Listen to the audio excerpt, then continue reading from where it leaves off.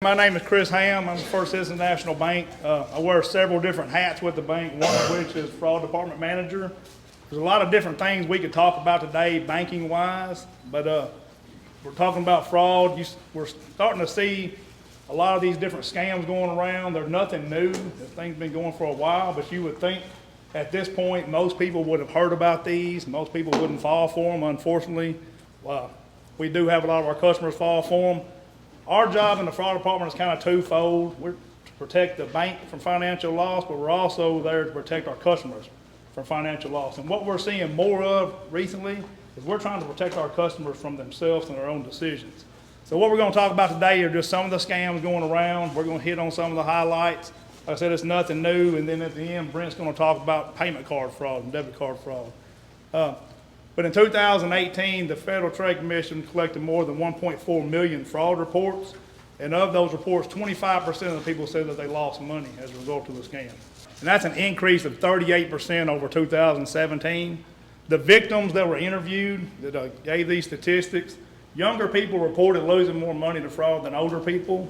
And 43% of the people in their 20s reported loss, average of about $400, and 15% of people in their 70s reported loss. But this isn't necessarily true, and if you know much about elder financial abuse or elder fraud reporting, your elderly folks are less likely to report fraud. One of the biggest reasons is because if they're perceived by family members of not being able to take care of their own finances anymore, that's kind of the beginning of the end of the road for a lot of people. So rather than letting anybody know that they've been a victim of one of these scams, they just keep it to themselves. So those statistics that are reported are probably skewed somewhat. And the other victim is banks. Right now, everybody's trying to fight for deposits. All your banks are fighting for deposits. So if you're watching your customers victimized by these scams, you're watching your deposits walk out the door. So like I said, at some point in time, we change gears and we start trying to protect the bank from financial loss. The payments associated with these scams, wire transfers, $423 million. The reason for that is once you send a wire, it's pretty much gone. It's the closest thing you can do to sending cash. Sometimes we're able to recover some of those transfers, but most of the time we're not. The other one are the gift cards, the Green Dot Visa cards, any different cards that you can buy at any of your local Walmarts or different stores that you can load money up on. And on the last year, there's been a 95% increase in this. And this is something that we look at when we're trying to establish patterns with our customers. You can see if you're looking in their accounts where they're spending even dollar amounts at Walgreens or Walmart or somewhere, they're usually buying these reloadable cards. If there's one thing, in my opinion, that I could say that would contribute to the increase in fraud today, and we'll see as we go through some of these scams, is the internet. Almost every one of these is in some form or fashion associated with internet and internet use. And a lot of our older generation, they want to be a part of what's going on. They want to jump in there and use the internet. Unfortunately, they're not all as educated as they should be when on some of the stuff going on. So you ask yourself, how does this start? This is a real good video. She has a little accent. This will give you a good idea of some of the ways that this activity starts.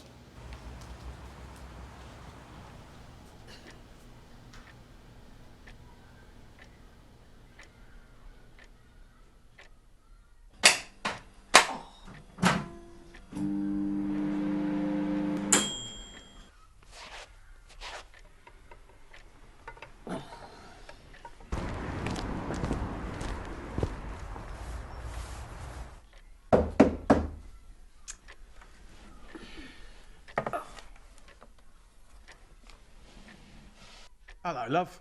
I was doing some work in the area and I noticed your roof. Those tiles didn't last long. I only had them replaced last year.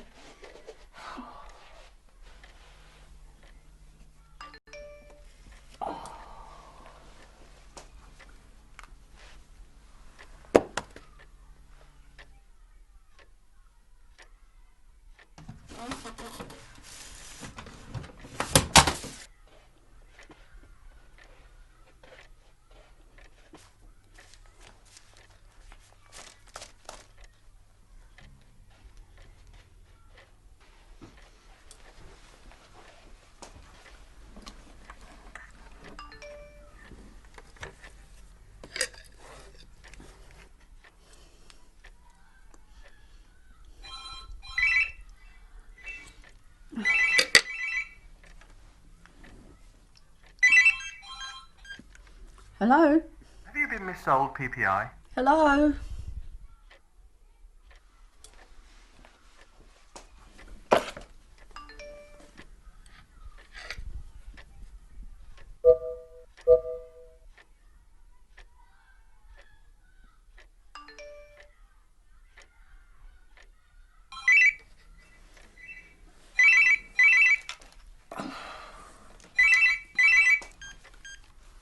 Hello? I'm calling from the Metropolitan Police. There's been some suspicious activity on your account. I need to check some details. Oh. Yes, I know my PIN number. It's the year I was born, 1929. What are some of the things you saw there? What are some of the different ways that she was being approached by these different scammers? Text message, email, front door. Could you understand what she said? I just put a new roof on last year. Mail. How many of you have gotten the calls or the mail or things like this? Most everybody in the room does.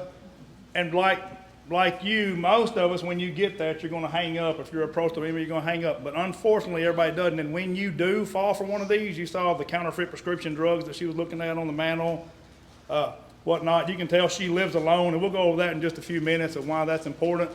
But most of us are going to hang up, or we're going to delete the email, or we're not going to reply to the text message. But unfortunately, everybody doesn't. And when you don't, when you fall for one of them, this is what happens. They're going to come at you from every different angle possible. Studies show that if a scammer can keep you on the phone for longer than a minute, they've got a 75% chance, better chance of getting your personal information from you. That's why it's so important. We got a call on the way up here, Judy did on her phone. It's nonstop all the time, but the important thing is once you recognize it's not somebody you know on the other end, simply hang the phone up. Some of the stuff we're going to talk about today, and like I said, this is nothing new. We're going to talk about lottery winners. We're going to talk about romance scam or catfishing. We're going to talk about Craigslist, online loan applications. Like I said, Brent's going to talk about some payment card fraud, which is another really big issue that we're dealing with right now. The first one, lottery and sweepstakes. Have y'all heard about this? They're making lottery scams. Is everybody pretty much familiar with this, or have you heard about this? All right, what it is you're contacted either by letter, by email, to let you know that you won a lottery or a sweepstake, and but they're going to need some kind of upfront payment. The good thing is, you're the luckiest person in the world. You won a lottery that you didn't even play. I mean, so the chances of winning a lottery are pretty slim. The chances of winning a lottery that you don't even play or a sweepstakes you don't enter, you're pretty lucky. So that should be the first red flag. You would think that's the first alarm that would go off. I'm going to tell you a story about one of our customers. This is a female customer case that we worked, probably started back at the end of 2014, I think it was, 2014 or 15. But it's a 68-year-old female. She's a widow and lives alone. Why is that important? Why do you think that is a trait that's important for something like this? Exactly right. She gets these calls, she gets these letters or these texts or whatnot, and she doesn't have anybody there readily available to bounce that off of. If I get a call at home that's not exactly right, I can talk to my wife about it, or she can talk to me about it, but she doesn't really have anybody there to bounce it off of. And if she's not familiar with some of this activity, she may have never heard of this before. So when she's contacted, she's more out to stay on the phone and believe what they're telling her. She was still a full-time employee at that time, and she was a long-time customer of the bank. She was contacted by phone and advised she was a lottery winner. So she was lucky. And she had to pay advanced taxes on her winnings, but she also won a Mercedes. So she was double lucky. She didn't just win the lottery, she won a vehicle with it. She continued to pay these taxes and fees. This went on for a while. And she had been warned by the Postal Service. She was sending cash through the United States mail. She'd been warned by these people, but she continued to ignore their warnings because what happens is you really get brainwashed, so to speak. Once a person goes down that road, it's very hard for us to bring them back into reality. She came in and attempted to withdraw a large amount of funds from her account, and one of our employees became suspicious. Like I said, she's a long-time customer. She talked to our customer. She explained to her that, hey, you're being scammed. This is something that we see quite often. It's not real. And contacted our BSA officer at that time and asked him to go ahead and start reviewing her activity moving forward. And he did notice a large withdrawal after that date. And what she was doing was trying to buy, if I remember correctly, a couple of vehicles. They had contacted her and told her that she had to buy some vehicles along with part of this scam. We actually went to her house and met with her, talked to her about the activity, explained what we were seeing, that this is something that we've seen a lot with our customers. She said she would have no more contact with them, that she understood. So we left there feeling pretty good that we had got our point across to her that she wouldn't send any more money. About a month later, started seeing this activity again with her. And that's what I was saying before. Once we left, they're still calling. They're still coming back with different ways to get her to send them money. So I thought, I'll get an investigator from the police department to go out with me. So we go out to her house, meet with her, explain to her again what's going on. But she tells us, she said, no, you're wrong. They've already sent my money. They've already sent my winnings. We're like, really? She said, yeah, I've got it in the back room in a lockbox. So she goes back to our back room and she brings a lockbox back. And it's a lockbox, it's a metal box. You can shake it, you can hear things in it, and it's got holes in the bottom of it. And when you look in there, you can see it looks like some newspaper or something in there. So we talked to her, but what they told her was, if you open this box without the key, there'll be a die pack go off inside and it will ruin all of your money. So what they were doing was holding the key over here and getting her to keep sending more money, more fees, more taxes, in exchange for them sending her the key to open her winnings. Well, we talked to her and finally convinced her to let us open the box. And when we did, it was a bunch of rolled up newspapers and magazines that was in there. She looked heartbroken. But she agreed, this is a scam, you're right, I'm not gonna send any more money, whatnot. About a week later, unbeknownst to us, she's still talking to them, she takes off work to get her winnings that they sent. But Brownsville Police Department intercepted the vehicle bringing her winnings and turned them around and sent them back because they didn't have the proper stamp on the cash. This is the story that they're telling her. And she believed it. She took off work that day, kept talking to her, finally got through to her, we thought. She wasn't gonna send any more money. I get a call a couple days later at home. I'm outside grilling out, my phone rings, I don't recognize the number, I look at it, it's a customer. She had contacted one of my family members and got my phone number to call me, and she was literally in tears. We had pretty much got her set up where she couldn't send a lot of money out without our knowing about it, trying to keep an eye on her. She was literally in tears begging me to please let her send more money to these people. Now, this has been going on for a long time. I met with her the next day in my office, and we went over everything I could find on the internet. Every case like hers that I could come up with for she and I to read together to try to get her to understand that this isn't real.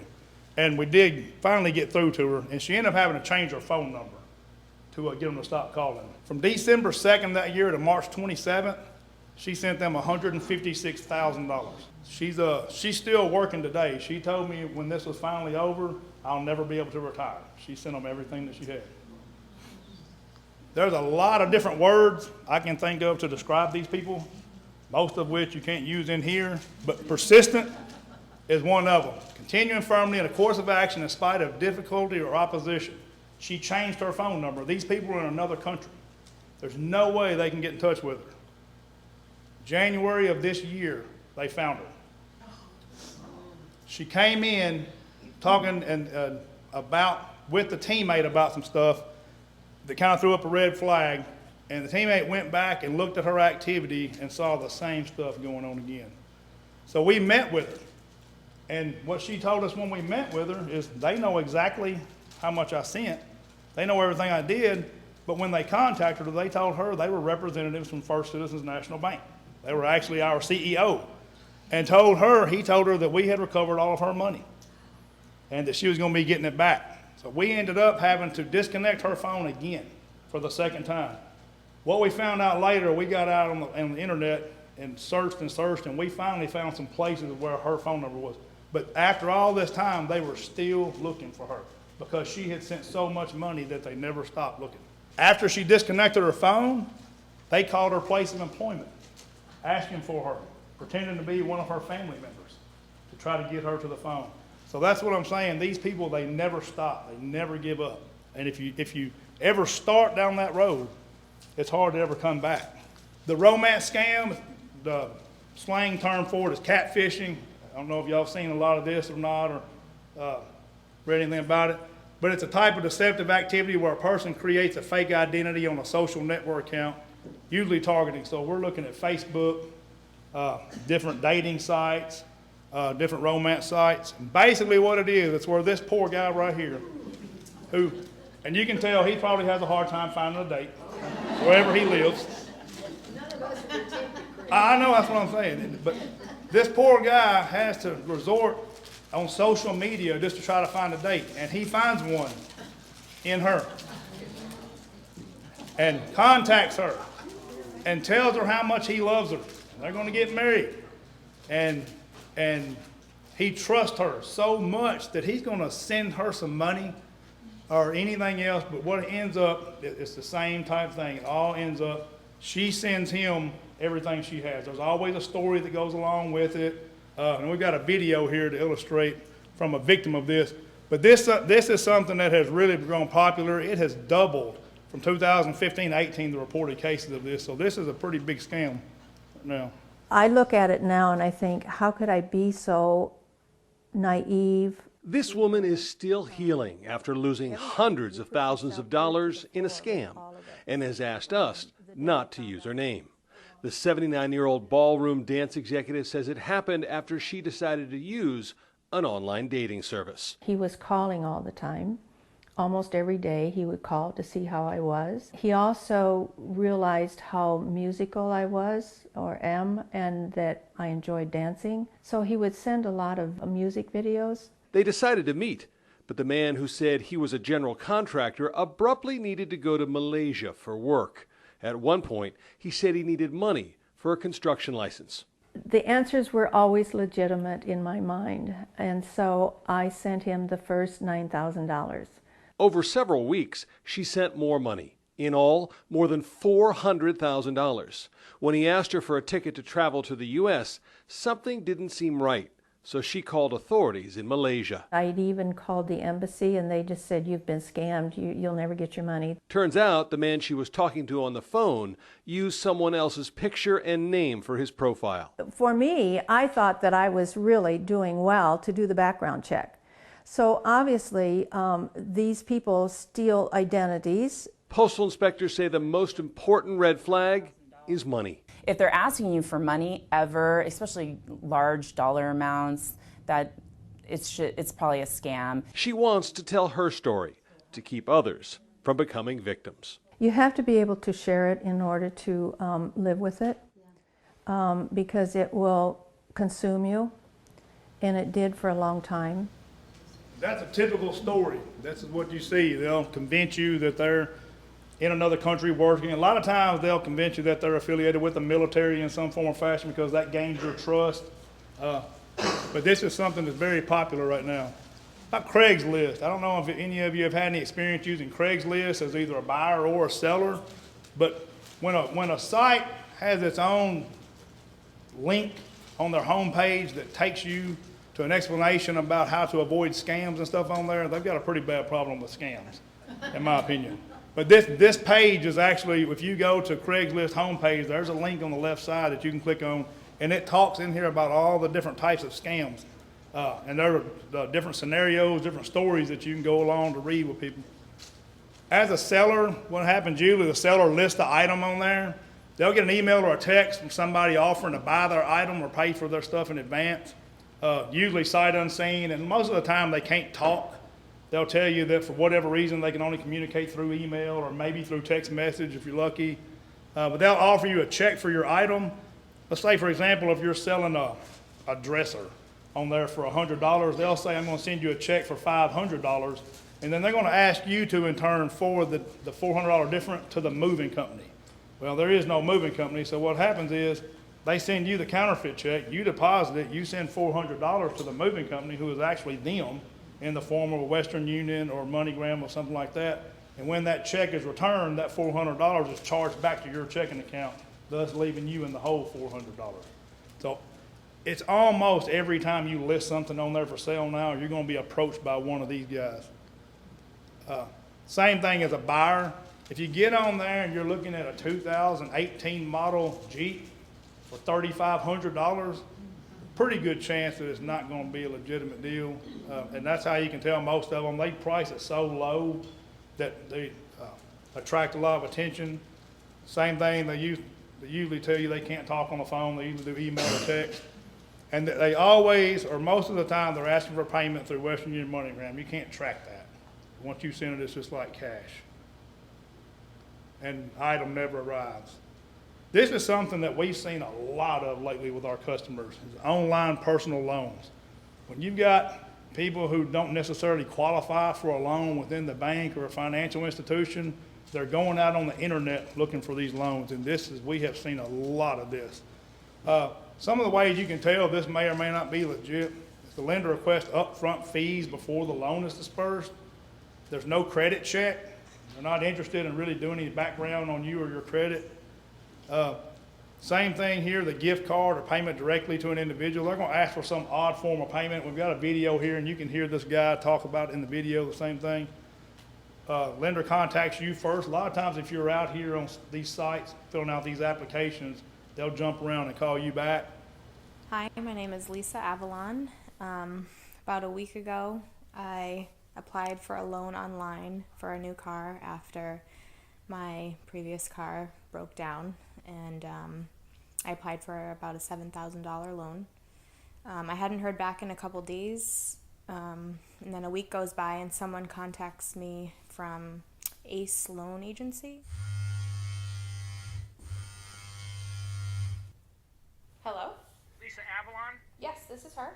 This is Jimmy Bob Taggart. Jimmy Bob Taggart. No, I'm with Ace Loan Express. About a week ago, you applied for a $7,000 loan online?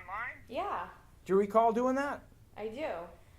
He said I had been accepted for the loan, which I was ecstatic about because I was desperate for a new car. You got approved for the $7,000 loan. That's awesome.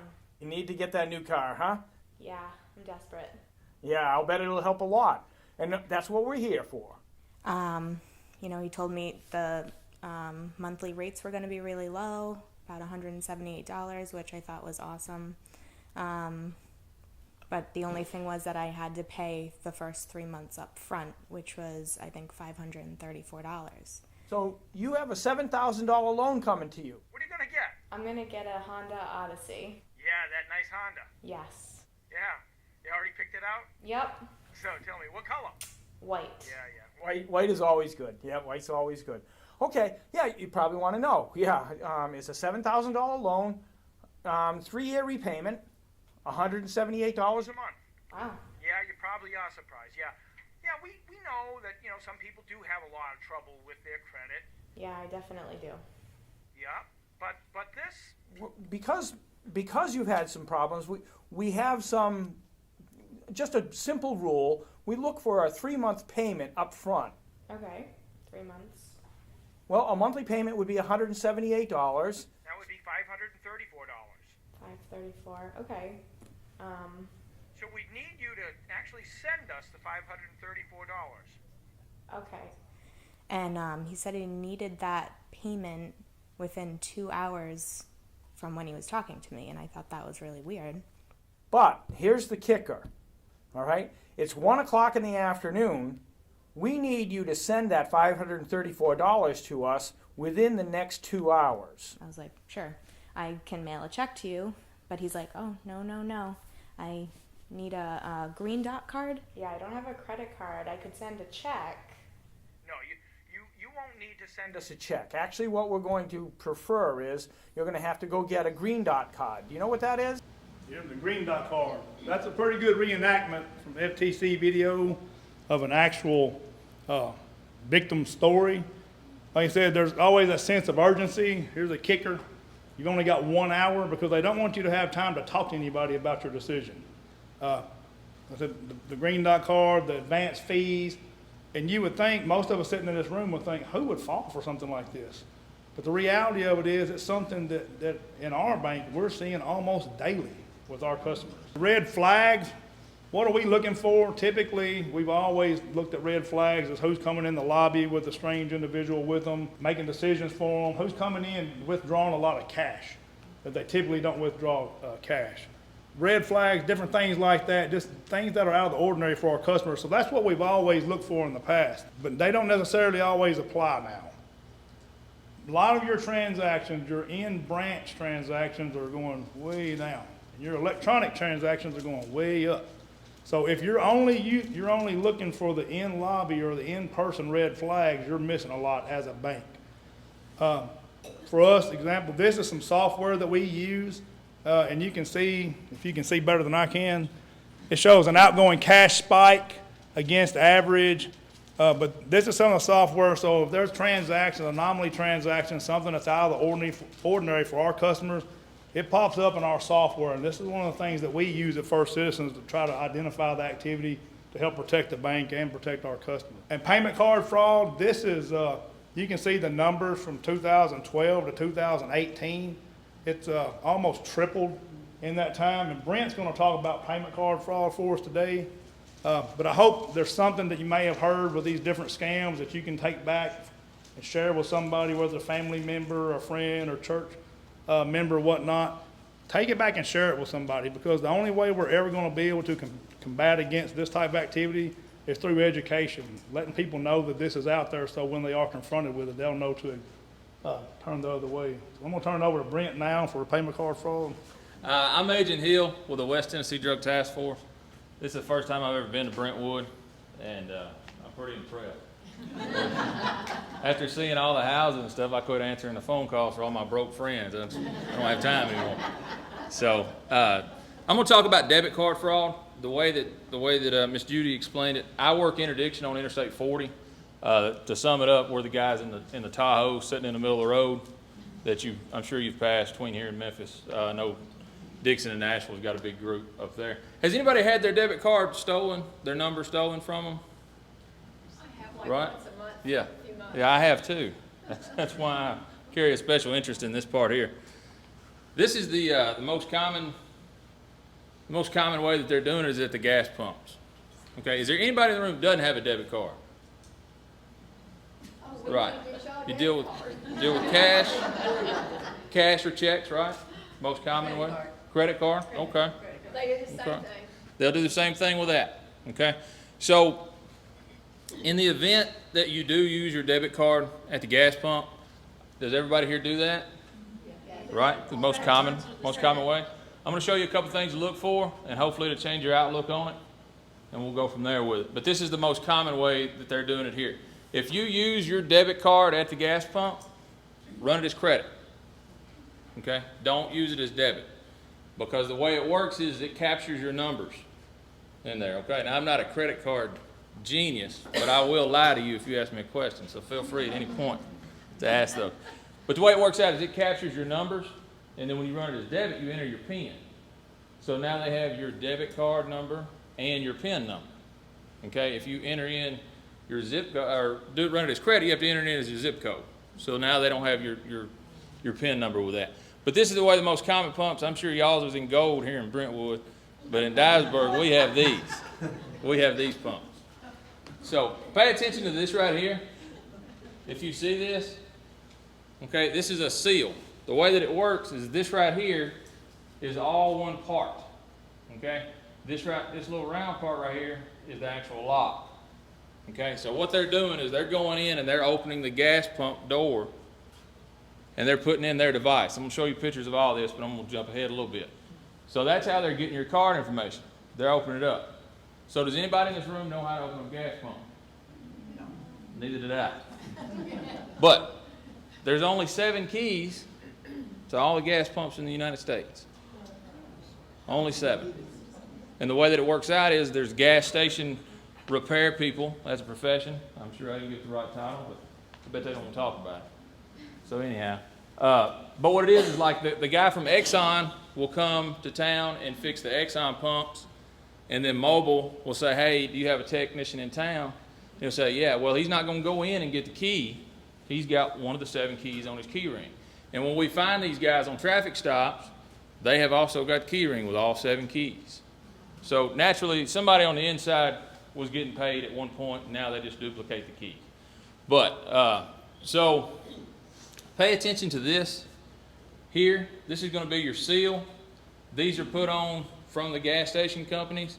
The inspectors come out and put them on, people that inspect the gas pumps for the state. Also, management can put them on. Not anybody and everybody is allowed to get into the gas pumps, okay? Do not put your card in a gas pump that has this. This is what they call it's made out of pressure paper. Okay, do you know what people know what pressure paper is? Okay, pressure paper is like, if you've ever noticed when you go to the gas station or McDonald's, anywhere like that, when they give you a receipt, it's printed out on there. That's pressure paper. So pressure makes the mark. That little scanner thing goes down through there. This is the same way. So when they lift that up, you'll see the word void right there. So once pressure is applied to that, then it's going to put void on there. So that tells you that that's been tampered with. Also pay attention to a cut seal. See right there? And ones that I'm leery of are the ones that have got multiple seals on them. Like you'll see here, I'm not putting my card in that. And this is why, okay? So you can see that one's been broken, that one's done there. Now, when they come in and inspect them, the same thing still happens, okay? They're still gonna do that. But they're gonna take their time and they're either gonna place their new one right back over the top of this one, so that's covered up, or they're going to clean all that off with some type of cleaner or something to that effect. But in Dyersburg, we just recently got a Love's truck stop, and I went out there and I pulled up at the pump to get gas, and I noticed that the seal was broke. So I was like, I caught one. Right here, I did this, I caught this guy. Well, I looked, they've got 12 pumps. 7 other pumps did not have a seal that were broken. So I go inside and say, hey, I found this. And I just, don't put your car in the machine. And everybody's looking at me like I was here first, like I'm trying to take their machine. So anyhow, the way that it worked out, once I got inside the store, I told them about it, and they said, well, thank you. We're fixing to get on this right now. And I said, well, yeah, I did some good today. I think I called you. I felt proud. I walked out like I lived in Brentwood. And but the way that it worked out, they sent the mechanic around front, and this guy was getting busy. He was fixing the mistake, and so I said, this is what I do, professionally. I said, if you'd like to open it up, I can show you and tell you whether there's a skimmer on the pump or not. He said, oh, we're not allowed to open the pumps, man. I'm just putting new stickers on. I said, okay, I'm gonna tell everybody no. And that's basically what happened. I didn't buy gas there, and I hadn't bought gas back. But in the event of that, pay attention to this. You know what I mean?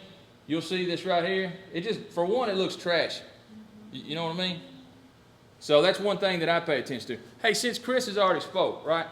I got $100 right here. Is anybody in this room willing to trade me $10,000 for it? Oh, not now, right? Yeah. If you wouldn't do it, why would somebody else do it? So anyway, this is the inside of a gas pump, okay? See all these ribbons and headache right here? That's all it is, just a headache. Well, what this is this is actually, that's the card skimmer right there. That's what they're putting in. So they'll open the pump up like this. You'll see it at gas stations that are near interstates, that are like 24-hour operated gas stations, but they're unattended. So if you see, we have a place locally on 412 that they close at 11, and all the lights are completely out, and it's located on the highway, right there in Friendship, Ms. Judy. But you can still go in and put your debit card and still get gas and wheel and deal. So what they will do is they will attack those, or one that's close to the interstate, because the lights are not on. They'll open the pump up and put their device on there, and then they'll leave and go on to the next one, okay? So does anybody know what a jump drive is, or a memory stick for a computer where you like capture information? That's basically all this is. The way it works out is this is your credit card device here. That's the card reading device right here from the factory. You see the green here? What they'll do is they will actually disconnect from the machine that captures the card and the data reader, and they'll insert their device in between the two. And then they'll close it back up and be on down the road. So every time you put your card in, it's just swiping, just constantly taking up that information. It's still a good transaction. You're still getting $40 worth of gas. You're still going down the road. You're still going to have that $40 deducted out of your account, okay? But what happens is I come in and I take your information because I have this device and I put more on you, okay? When it happened to me was it was a holiday weekend, and I got a phone call from the fraud department. The way they explained it, there's people monitoring your cards all the time trying to catch this suspicious activity that's going on. And they just let me know flat out, my card was shut off, just period. They cut it down because somebody in Houston, Texas had purchased $450 worth of gas on my card. And I'm not ashamed to tell you, I am not a $450 gas guy. I am a $20 gas guy because I get paid next Thursday. That's the way it works out. So I knew it wasn't me. You know what I mean? They asked a couple questions, and the answer was no. So they shut my card off, and I was able to get a new card. But now I use Secure Lock. Does anybody in here have Secure Lock? Why do y'all not have this?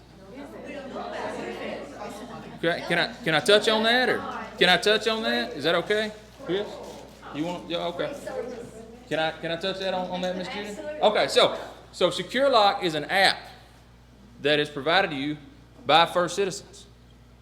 They paid all the fees, user agreements for every customer, from my understanding of that. So what it is, it's a little freaky at first because it goes against everything that you've been taught. But hear me out, okay? What it is it's a free app, and the first thing it asks you is to enter in your banking account number, right? And then it says enter in your debit card number and the 3-digit code on the back. So you're a little sketchy of it, right? But I'm telling you it works, I promise. If not, I'll make Chris and pay y'all back if something happens. But it will actually give you a video picture of your debit card with the same design, your name, expiration date, and everything on it. So what it does is it allows you to turn your card on and off. You can set spend limits on your card. You can also set where there's no international transactions that go on with your card. And as soon as you use your card, like you stick it in the machine at the gas pump or the gas station or whatever, it will send you an immediate alert before you ever even get your receipt that your card has been used or your card has been charged. Right on the phone. Right there on your phone.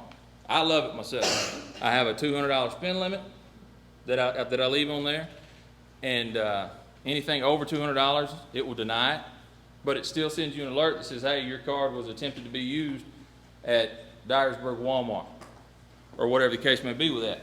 And that works out very well for me, because nobody in this world that I have met today needs my money more than me. That's just the way it works out. Now, you see here, this is the card reading device right there where it's capturing all these cards. They'll get this card information, they'll hold it for a year. They don't have to use it right away. They'll hold it for a year. Several big restaurant chains have been hit with it. Mainly anything where you do the transaction yourself is going to be this self-service. That's where we live in a world of self-service today. Sonic has been hit with debit card information. And what it is they'll test your card to make sure that it's real. So they'll hit it for $1.75 or $1.50. And it may say Amazon, but Amazon is spelled with an S instead of a Z. Okay, so with the first glance, you're like, oh, okay, use it for something, eBay, whatever the case may be with that. All they're doing is testing to make sure that card's still good.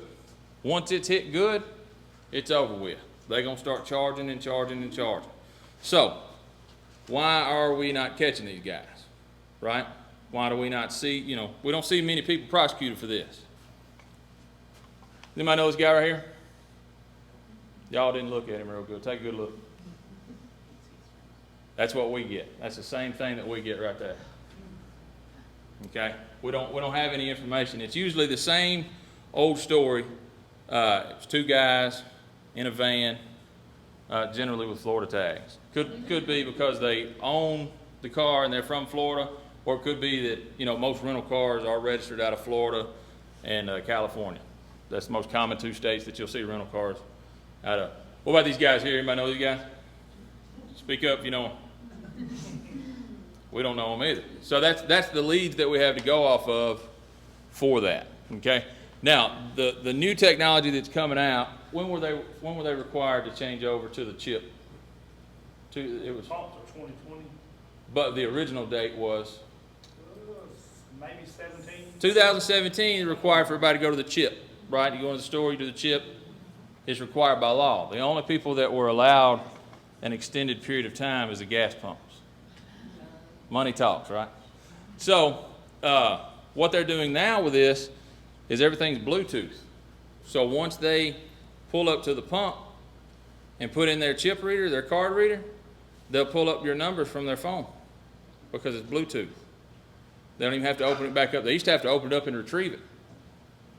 But now they don't even have to do that. So what some of the new technology that's coming out is like at the pilot truck stops or whatever, as soon as one of those doors are open, an alarm is sounded inside and the pump is shut down for 30 minutes.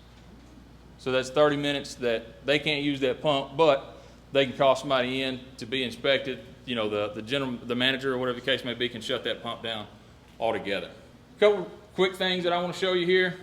This is a normal card reader, which is what I would call it, but where you insert your card, okay? This one has a skimmer that's on the outside.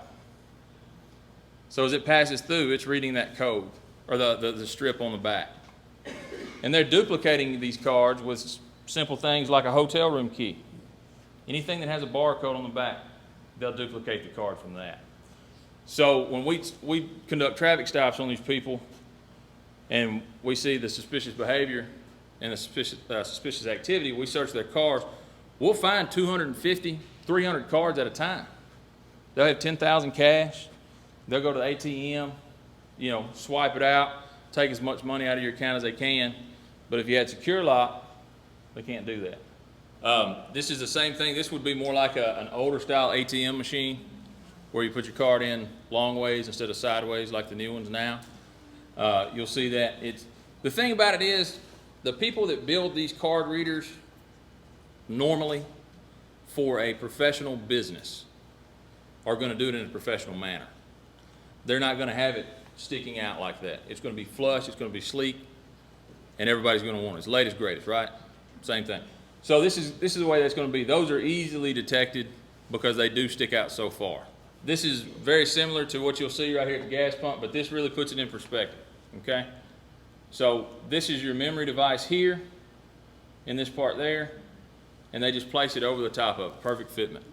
So they're capturing your information at the same time that it's being captured there. And it just goes right over the top of it. How easily does it come off? It depends on what it is connected with. If it was connected with 3M two-sided tape, doesn't sound that strong, but it's what's holding the molding on the side of your car right now. So it does take some prying, but at nighttime nobody's going to see them. What I do is look at all the others around. You know, if there's 17 pumps down through there, they didn't put them on all 17, and you can see the pump behind you and the one over to the side. But I will tell you this is old technology. They're not doing this anymore because it's so obviously detected. So I just want to show it to you so that you're aware and you see it, because one thing that I know, at being older than I am, everything that's old becomes new again at a later date. This right here, this is actual card reader. You can see how, like you would see at the convenience store on the counter, something to that effect. But you see how much further that one goes in versus the one that, like what we use normally. So I would pay attention to that. If you run into this, it's going to be a bigger organization than what you normally deal with, because this is actually inside the store, and the store operator is going to be involved in that. Okay. So, what is the best way to not get your card stolen? Don't use your card. Don't use your card. I like that, right? Okay. You know what? I'm gonna change it. What's the second best? Cash. Cash. No. Look, I'm running out of numbers, lady. It's going to be the third best way to do it. Run is great. Go pay this guy. I've never seen anybody have their card stolen inside the store. 20 feet ahead, go in, prepay the $20, and then go back out. Well, that's what I do anyway, $20. But you prepay for your gas and then go back out and pump it. That's going to be the best. That's going to be the best route right there. Unfortunately, this guy is the solution to your problem, or a solution rather.